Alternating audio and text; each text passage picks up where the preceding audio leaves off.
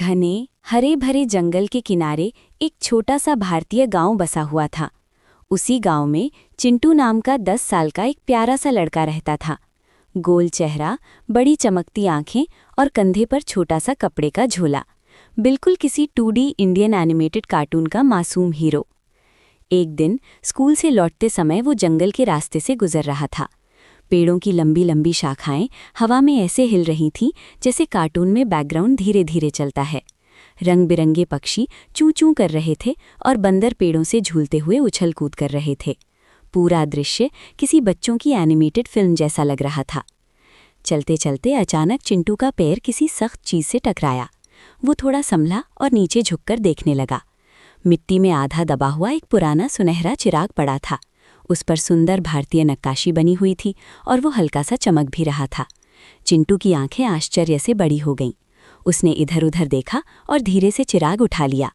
वाह, कितना सुंदर है, उसने मुस्कुराते हुए कहा। जिज्ञासा में उसने चिराग को अपने हाथों से रगड़ना शुरू कर दिया। एक बार, 2 बार, और जैसे ही तीसरी बार रगड़ा, अचानक फुर्र की आवाज के साथ नीला जादुई धुआं बाहर निकला। धुआं गोल गोल घूमता हुआ आसमान की ओर उठने लगा। चिंटू डर और हैरानी से पीछे हट गया। तभी एक गूंजती हुई आवाज आई, क्या हुक्म है मेरे आका? अचानक उसके सामने चमचमाता हुआ सोने का बड़ा ढेर प्रकट हो गया। सोने के सिक्के और ईंटें ऐसे चमक रही थीं जैसे कार्टून में सितारे चमकते हैं। उसके हाथ में भी एक बड़ा सा सोने का टुकड़ा आ गया।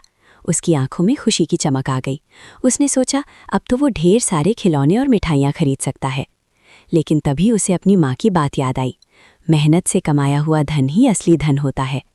चिंटू कुछ पल सोचता रहा, फिर उसने हिम्मत करके कहा, मुझे इतना सोना नहीं चाहिए, बस मेरा परिवार हमेशा खुश रहे।